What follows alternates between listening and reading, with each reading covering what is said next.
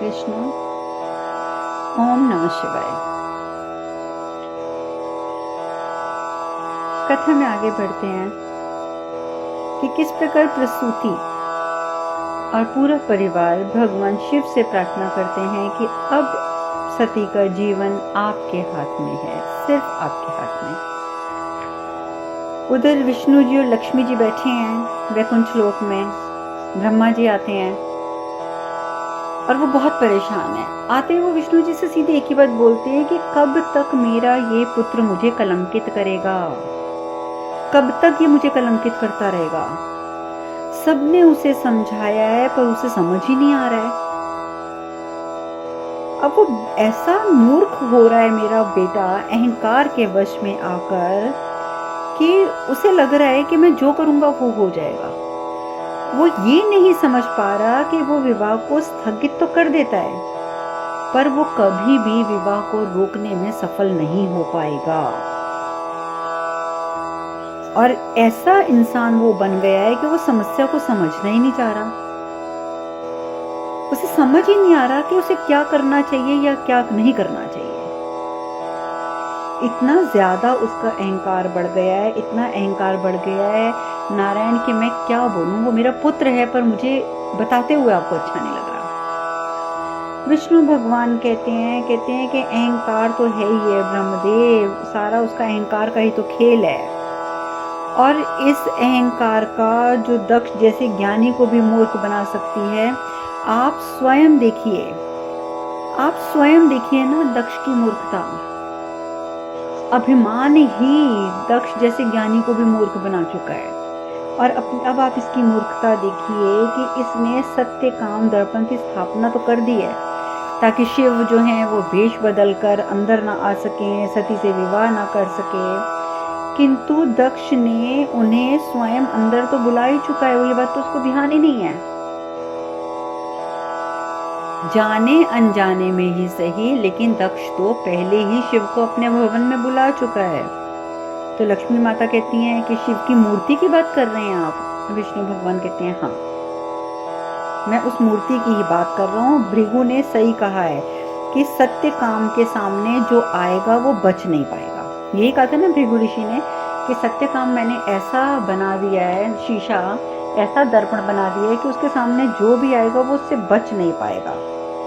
लेकिन बात तो वहीं आ गई ना, जो उसके सामने आएगा वो बच नहीं पाएगा, लेकिन जो उसके सामने ही नहीं आएगा सत्यकाम, उसका क्या बिगाड़ेगा, उसका क्या कर सकता है सत्यकाम? ब्रह्मदेव अब बस आप देखते जाइए, ये जो दर्पण है ना ये हमारे बहुत काम आने वाला है, बस अब आप देखते जाइए। तो अब उधर दूसरी ओर पूरे स्वयंवर की तैयारियां हो चुकी हैं।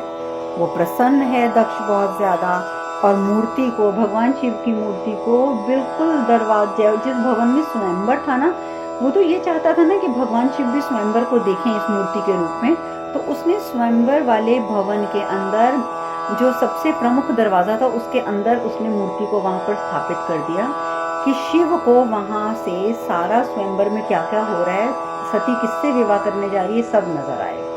और बिल्कुल बीचों बीच उस दरवाजे के अंदर करके और उसने विग्रह को वहां स्थापित कर दिया।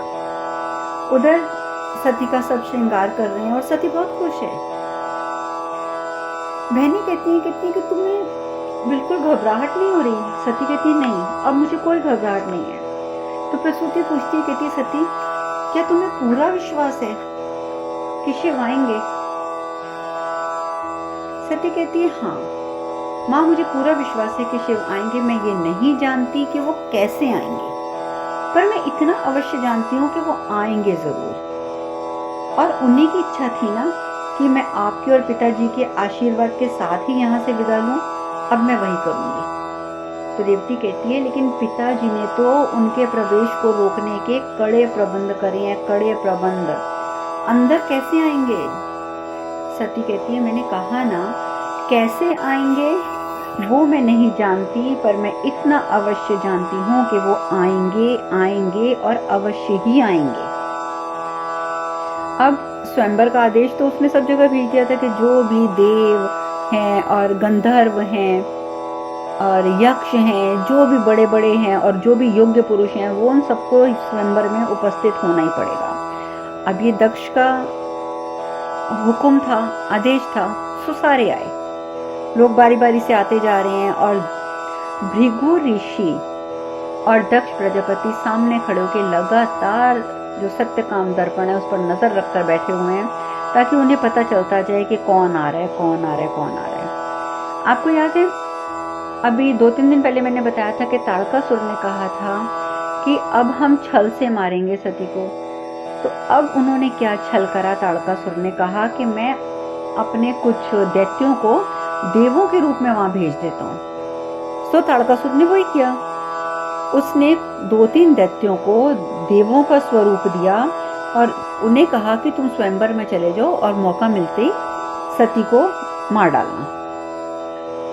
अब जैसे ही वो लोग दैत्य अंदर आए और जैसे ही उनका प्रतिबिंब जो था वो पड़ा सत्यकाम दर्पण के ऊपर, उसी समय उनका असली स्वरूप जो था वो सामने आ गया। देवों वाले कपड़े तक गायब हो गए और वो राक्षसों के रूप में सामने आ गए। अब उनको सब फटाफट पकड़ लिया गया, लेकिन वो सब तो मायावी थे, सती को मारने आए थे। अब उन्होंने देखा कि हमारी पोल खुल गई है, अब कोई और बड़ी घटना घटे। इस चक्कर में जैसे उनको कुछ सेवकों ने पकड़ा ना, वो एकदम वायु की तरह उनके हाथ से निकलकर और गायब हो गए। इंद्र कहता है कि ये भगवान, इस दर्पण ने तो आज अनर्थ होने से बचा लिया। तो दक्ष भी घबरा जाता है कि अब जैसे ये देवता के रूप में ये दैत्य आ गए थे तो कोई और ना आ जाए। तो वो देखता है कि बहुत सारे तो राजकुमार, गंधर्व, देव, काफी लोग तो आ चुके हैं। तो वो कहते हैं कि अब इस द्वार को बंद कर दिया जाए, अब किसी को अंदर आने की इजाजत नहीं मिलेगी। अब जितने लोग आ चुके हैं, जो आ चुके हैं, बस उन्हीं महानुभावों के साथ स्वयंवर किया जाएगा, सिर्फ इन्हीं को शामिल किया जाएगा जो अब तक आ गए हैं। अब किसी नए का प्रवेश जो है वो वर्जित कर दो और द्वार को बंद कर दो।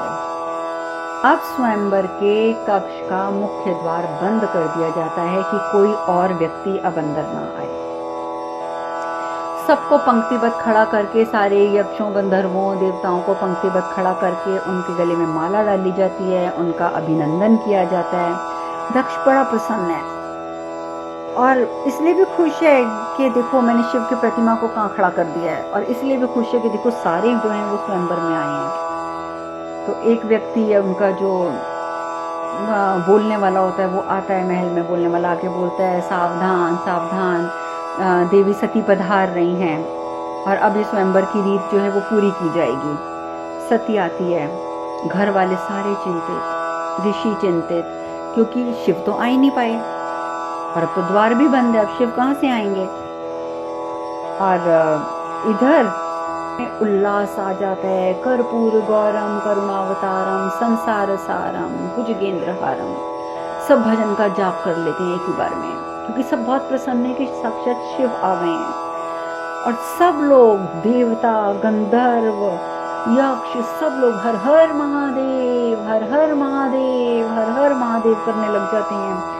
और जब सब तरफ हर हर महादेव होता है तो बहनों में भी हिम्मत आ जाती है, बहनें भी प्रसन्न, प्रसूति भी प्रसन्न, चंद्रमा तो अति प्रसन्न और सभी ऋषि भी प्रसन्न।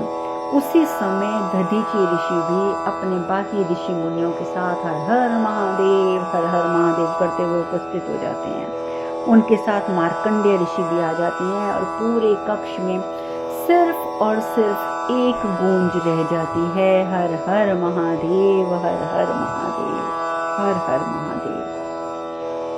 दक्ष को बहुत गुस्सा आता है, लेकिन वो क्या बोले, चारों तरफ शोर ही शोर है हर हर महादेव का। सबसे पहले दधीचि ऋषि भगवान शिव के सामने हाथ जोड़कर खड़े हो जाते हैं और कहते हैं कि प्रभु, आज तो हमें माता और पिता दोनों मिल गए, क्योंकि आदि शक्ति से आपने विवाह करके संसार के लिए सबसे ज्यादा हर्ष की बात बताई है संसार को। और ये इससे ज्यादा हर्ष की बात और हो भी क्या सकती है कि हमें आज तक तो सिर्फ परमपिता परमेश्वर आप मिले थे, आज तो आपके साथ साथ हमें माता भी मिल गई। तो आज हम सब बहुत खुश हैं। और दक्ष की तरफ देख के बोलते हैं दधीचि ऋषि, कहते हैं कि दक्ष प्रजापति, आपके लिए तो ये सौभाग्य की बात है, सौभाग्य की बात कि आपकी पुत्री ने स्वयंवर में महादेव का वरण किया है। जो संसार के परम पिता हैं। और आपको तो खुश होना चाहिए कि संसार के परम पिता परमेश्वर आपके जमाता बनने जा रहे हैं। इससे ज्यादा मान आपको क्या मिलेगा कि भगवान स्वयं आपके जमाता बनने जा रहे हैं। और प्रसूति भी कहती है चलो चलो, कहती है चलो चलो चलो चलो, शिव के पास ले जाती है। और शिव के पास ले जाके सती को बोलती है सती तेरी तपस्या सफल हो गई है। शिव कहते हैं सती परंतु अभी दक्ष प्रजापति ने हमारे विवाह को मान्यता नहीं दी है, और जब तक वो मान्यता नहीं देंगे, इसे स्वीकार नहीं करेंगे, तब तक मैं इसे विवाह नहीं मान सकता। दक्ष तो बड़ा खुश हो जाता है, कहता है स्वीकार कभी नहीं, मैं इसे कभी स्वीकार नहीं करूंगा, कभी मान्यता नहीं दूंगा। पहली बात तो ये है कि स्वयंवर में बिना बुलाए अतिथि हैं आप, और बिना बुलाए अतिथियों का कभी स्वागत नहीं किया जाता है। कौन जमाता और कैसा जमाता, आप मेरे जमाता बनने लायक नहीं है। मेरी दृष्टि में अभी सती ने वर चुना ही नहीं। दधीची कहते हैं ये क्या कह रहे हैं आप प्रजापति, सती ने वरण किया है, और सती के वरण के बाद ही तो महादेव आए हैं ना। दक्ष कहता है कि शिव ने मेरे प्रति सती को उकसाया है, उसके कान भरता रहता है शिव, मैं इस विवाह को नहीं मानता। बहुत उल्टी सीधी बिना सिर पैर की बातें करने लगता है दक्ष। कश्यप ऋषि कहते हैं कि मैं जानता हूँ प्रजापति ये आपके लिए सहज नहीं होगा, परंतु सदैव वो नहीं होता जो मनुष्य चाहता है, वो होता है जो ईश्वर की इच्छा होती है। तो प्रजापति आपको समझना होगा कि ये ईश्वर की इच्छा थी। आपके द्वारा तो आपने तो महादेव को और अपनी पुत्री को रोकने की बहुत कोशिश करी, पर आपने खुद ही महादेव की यहाँ पे विग्रह बना दी, और आपकी पुत्री ने स्वयं उनका वरण कर लिया। तो अब विवाद को तो मान्यता देनी पड़ेगी, गंधर्व विवाह तो हो गया इनका। दक्ष कहता है भगवान नहीं मानता मैं महादेव को, क्योंकि उन्होंने जो कहा कश्यप ऋषि ने कि भगवान शिव जो है, भगवान महादेव आए आपके पास। प्रसूति कहती है देखिए विवाह जो है ना वो दो आत्माओं का बंधन होता है, और सृष्टि के शुरू से अंत तक ये चलता आ रहा है और चलता आएगा। समय हो गया है, मैंने अब समय देखा है। अब प्रसूति भी क्या समझाती हैं और बाकी सब क्या करती हैं और किस प्रकार से कल विवाह होगा उनका, तो ये चर्चा अब हम कल करेंगे। आज हम यही विश्राम लेते हैं। हरे कृष्ण कृष्ण कृष्ण हरे हरे, हरे राम राम राम हरे हरे। आप सब खुश रहें, सुखी रहें, स्वस्थ रहें। हरे कृष्णा। ओम नमः शिवाय, ओम नमः शिवाय, ओम नमः शिवाय। सब लोग परेशान हो रहे हैं कि अब सती किसके गले में माला डालेगी, क्योंकि अब माला लेके सती कक्ष में आ गई है, तो उसे माला तो गले में किसी के न किसी के डालनी पड़ेगी। तो अब क्या किया जाए, सब लोग बहुत ज्यादा परेशान हो रहे हैं इस बात को लेके। उधर सती आती है, उसका मन बहुत महल में घुसते ही, जैसे उस कक्ष में घुसते थोड़ा उद्विग्न होता है कि देखते कि पंक्ति में बहुत सारे युवक खड़े हैं, लेकिन साथ ही उसकी नजर पहुंचती है शिव की विग्रह पर, और शिव की विग्रह को देखते ही उसके दिल में प्रसन्नता की लहर जाग जाती है, वो घबराती नहीं है। उधर प्रसूति वो हाथ जोड़ के कहती है कि हे जगन्नाथ, आज आप मेरे जीवन भर की जितनी भी मैंने तपस्या करी है उन सब का फल आप मेरी पुत्री की इच्छा पूर्ति के रूप में दे दीजिए। देखिए ये होती है माँ, इसने अपने जीवन भर की तपस्या अपनी पुत्री की एक इच्छा के ऊपर न्यौछावर कर दी। प्रसूति ने कहा कि प्रभु मेरे जीवन भर की तपस्या का जितना भी फल है ना, वो बस मेरी पुत्री की इच्छा पूरी कर दो और उसी रूप में मुझे दे दो। और इधर सती जो है वो आती है महल, उस कक्ष के बिल्कुल बीचों बीच एक आसन बनाया हुआ होता है, उसके ऊपर जब सती आके खड़ी होती है तो दक्ष कहता है कि देखो हार गया ना तुम्हारा शिव, मैंने स्वयंवर का इंतजाम कर लिया, अब तुम इन महानुभावों में से किसी एक को अपने योग्य समझकर जो तुम्हें पसंद हो उसके गले में वरमाला डालो। आज तुम्हारा विवाह एक किसी बहुत ही योग्य पुरुष के साथ होगा। और उधर सती वो अपने जो उन्होंने एक स्थान बनाया होता है सती के लिए कक्ष के बीचों बीच वहाँ खड़े होती है, और खड़े होकर वो प्रार्थना करती है अपने मन ही मन में, और माला को वो हाथ में पकड़ लेती है, ऊंची करती है और कहती है कि यदि मेरा प्रेम सच्चा है तो आज शिव आपको आना पड़ेगा और आज आपको अवश्य आना होगा और मुझसे विवाह करना होगा। और उधर दक्ष जो है वो तो मैं आपको बता ही चुकी हूँ कि बहुत प्रसन्न है, क्योंकि अहंकार में है वो। और देखो, अहंकार में व्यक्ति जब चूर होता है ना, तो रिश्तों से ज़्यादा उसे अपनी आकांक्षाओं को पूर्ति करने का ज़्यादा ख्याल रहता है। वो अपने रिश्तों को, चाहे वो बच्चों के साथ रिश्ता है, चाहे वो धर्म पत्नी के साथ रिश्ता है, उन सबसे ज़्यादा ऊंचा दर्जा वो देता है सिर्फ और सिर्फ अपनी आकांक्षाओं को। ये एक अहंकारी पुरुष की बहुत बड़ी निशानी है, क्योंकि अहंकारी पुरुष ये भूल जाता है कि समय जो है वो सबसे शक्तिशाली है और समय की रचना जो होती है वो हो चुकी है, कि समय ने किस समय क्या करना है वो सब कुछ तय है। और ये सोच रहा है कि मैंने स्वयंवर की रचना कर दी है तो मैंने बहुत बड़ा काम कर लिया है। और अगर आप इसको सोचें तो आपको समझ आएगा कि स्वयंवर की रचना भी उसने अपनी पुत्री की खुशी के लिए नहीं करी है, उसने अपनी महत्वाकांक्षा के लिए, अपने प्रतिशोध की पूर्ति के लिए, अपने अहंकार की पूर्ति के लिए करी है। पुत्री की खुशी तो उसके लिए कहीं पे मायने ही नहीं रख रही ना, पुत्री की खुशी के बारे में तो वो सोच ही नहीं रहा। लेकिन एक बात यहाँ पर ये भी आती है कि भगवान शिव अपने भक्तों का साथ कभी नहीं छोड़ते हैं। शिव कभी अपने भक्तों का साथ नहीं छोड़ते हैं। उन्हें तो कहा ही जाता है कि वो अहंकार के नाशक हैं और जीवन के रक्षक हैं। उनकी लीलाओं को तो वैसे अपरंपार कहते हैं। और यही कारण है जो सिर्फ एक महादेव हैं जिनके नाम के साथ देवों के देव महादेव लगता है, कि वो तो देवों के भी देव हैं। खैर, हम कथा में आगे आते हैं। दक्ष कहता है, देखो सती, आज तुम्हारे पिता ने सारे ब्रह्मांड से सबसे कुलीन, योग्य देवता, गंधर्व, यक्ष सबको स्वयंवर में आमंत्रित किया है। अब तुम इसमें से किसी एक योग्य वर के गले में वरमाला डाल दो। और याद रखना कि मैंने इन सबको बुलाया है तो मेरी बात पर विश्वास करके, मेरी मंशा पर विश्वास करके कि मैं तुम्हारा सुख चाहता हूँ, तुम इसमें से जिसको भी चुनोगी, मेरा विश्वास रखना कि वो तुम्हारे योग्य ही होगा, तुम्हारे योग्य। उधर सती है, सर हिला देती है, जैसे स्वीकार कर लीजिए आपकी बात, माला को हाथ में लेती है और चल पड़ती है। उसे शिव की बात याद आती है कि शिव ने कहा था कि मैं वचन निभाने के लिए तुम्हारी सहायता करने आया हूँ। अब सती कहती है, मन में सोचती है कि जब आप मेरा वचन निभाने के लिए, मेरी सहायता करने के लिए आ सकते हैं तो आप आज भी आएंगे।